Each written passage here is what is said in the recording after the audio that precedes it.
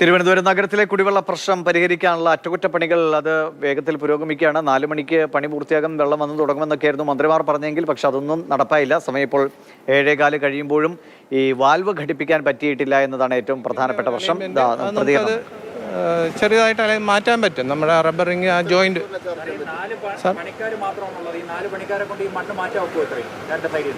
രണ്ട് സൈഡിൽ നിന്ന് അല്ലല്ല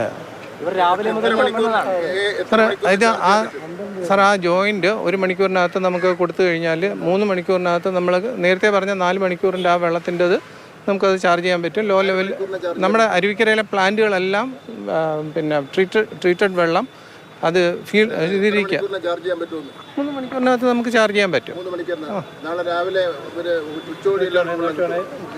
ഉച്ചയോടുകൂടി എല്ലായിടത്തും ആ സാർ, ഇന്ന് വെള്ളം കിട്ടില്ല. ഇന്ന് കിട്ടും. നമ്മളിപ്പോൾ ഇത് കണക്ട് ചെയ്ത് കഴിഞ്ഞാൽ നമുക്ക് ഓൺലൈൻ തന്നെ ചാർജ് ചെയ്യാം. അതെ, ഈ ജോയിന്റ് ചെയ്ത് കഴിഞ്ഞാൽ നമുക്ക് ചാർജ് ചെയ്യാം. ജോയിന്റ് ചെയ്യാനുള്ള പ്രതിസന്ധി ഇപ്പൊ എന്താണ്?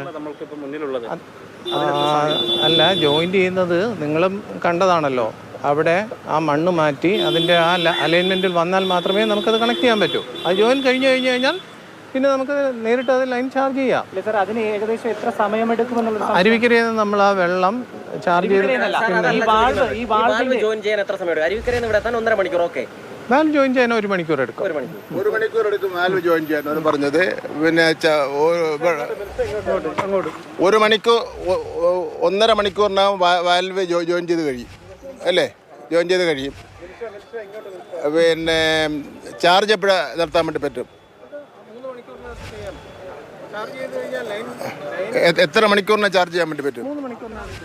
3 മണിക്കൂറിനാണ് ചാർജ്. ശരി, എന്തായാലും ഒരു 1.5 മണിക്കൂറിനകം ഈ വാൽവ് ഘടിപ്പിച്ചു തീരും എന്നാണ് ഇപ്പോൾ ജല അതോറിറ്റിയുടെ ഉദ്യോഗസ്ഥൻ പറഞ്ഞത്. പിന്നീട് ഒരു 3 മണിക്കൂറിനകം തന്നെ വെള്ളം കിട്ടിത്തുടങ്ങും എന്നാണ് പറയുന്നത്. ഒപ്പം ഒരു പ്രധാനപ്പെട്ട കാര്യം, തിരുവനന്തപുരം വിദ്യാഭ്യാസ സ്ഥാപനങ്ങൾക്ക്, അതായത് നഗരസഭ പരിധിക്ക് ഉള്ളിലുള്ള വിദ്യാഭ്യാസ സ്ഥാപനങ്ങൾക്ക് നാളെ അവധി പ്രഖ്യാപിച്ചിരിക്കുകയാണ്. ഒരു കാര്യം, നാളെ മുതൽ ഓണപരീക്ഷയൊക്കെ നടക്കാൻ പോവുകയായിരുന്നു സ്കൂളുകളിൽ. അതിനി എങ്ങനെയാണ് റീഅറേഞ്ച് ചെയ്യുന്നതെന്ന് കൂടി നമുക്ക് കാത്തിരിക്കാം.